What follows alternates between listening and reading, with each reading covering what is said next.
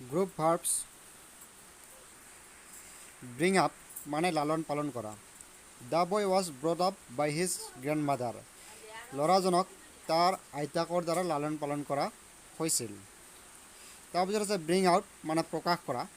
The author will bring out a new edition of this book মানে লেখকগৰাকীয়ে এই কিতাপখনৰ নতুন এটা প্ৰকাশ কৰিব। ব্ৰেক আউট হঠাৎ আৱিৰ্ভাৱ হোৱা। Malaria has broken out in this village after the flood মানে বানপানীৰ পিছত এই গাঁওখনত মেলেৰিয়াই দেখা দিছে বা মেলেৰিয়াৰ আৱিৰ্ভাৱ হৈছে। ব্ৰেকডাউন মানে স্বাস্থ্যৰ অৱনতি ঘটা। His health broke down after he had been suffering for a few days তেওঁৰ স্বাস্থ্যৰ অৱনতি ঘটিছে কেইদিনমান বেমাৰত ভুগি থকাৰ পিছত। কল অন মানে দেখা কৰা। He will call on me tomorrow তেওঁ অহাকালি মোক দেখা কৰিব। কল ইন মানে মাতি পঠোৱা। He requested me to call in a doctor তেওঁ এজন ডক্টৰ মাতি পঠোৱাৰ কাৰণে মোক অনুৰোধ কৰিছিল। কেৰি আউট মানি চলা। The boy must carry out his father's order ল'ৰাজনে তাৰ দেউতাকৰ আদেশ মানিবই লাগিব। ইয়াৰ পিছত আছে কেৰি অন চলাই যোৱা। The boy will carry on his father's business মানে ল'ৰাজনে তাৰ দেউতাকৰ বিজনেছটো ব্যৱসায়টো চলাই লৈ যাব। কাম ৰাউণ্ড আৰোগ্য লাভ কৰা। The patient will come round চুন মানে বেমাৰীজনে সোনকালে আৰোগ্য লাভ কৰিব। কাম অফ জন্মগ্ৰহণ কৰা। Jawaharlal Nehru came of a noble family Jawaharlal নেহৰুৱে এটা নবেল পৰিয়াল এটা মহান পৰিয়ালত ভাল পৰিয়াল এটাত জন্মগ্ৰহণ কৰিছিল।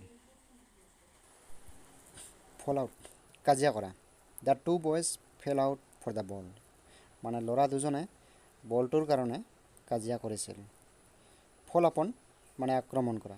দি soldiers fell upon the enemy very early in the morning সৈন্যসকলে খুব ৰাতিপুৱাতে শত্ৰুক আক্ৰমণ কৰিছিল। গেট অফ মানে নমা। I saw the man when he was getting off the bus মই মানুহজনক দেখা পাইছিলোঁ যেতিয়া তেওঁ বাছখনৰ পৰা নামি আছিল। গেট ডাউন মানে নমা।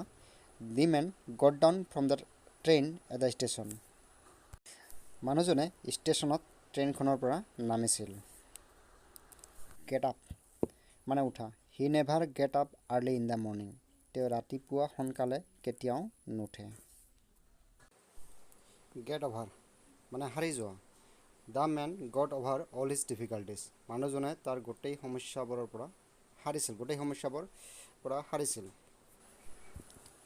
গিভ আপ মানে ত্যাগ কৰা। The man advise the boy to give up his bad habits মানে মানুহজনে ল'ৰাজনক তাৰ বদ অভ্যাসবোৰ ত্যাগ কৰিবলৈ উপদেশ দিছিল।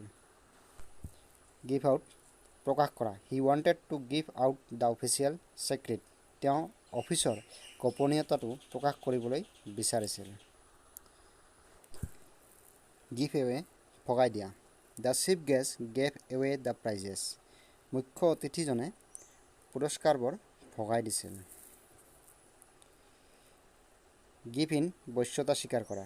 The king gave in at last অৱশেষত ৰজাজনে বশ্যতা স্বীকাৰ কৰিছিল। Keep up the president advise the students to keep up the good name of the students নহয় স্কুল মানে সভাপতিজনে ছাত্ৰ ছাত্ৰীসকলক স্কুলৰ সুনাম যাতে সুৰক্ষা দি ৰাখিব পাৰে স্কুলৰ সুনাম যাতে চলাই নিব পাৰে তাৰ কাৰণে উপদেশ দিছিল। কিপ অন চলাই যোৱা।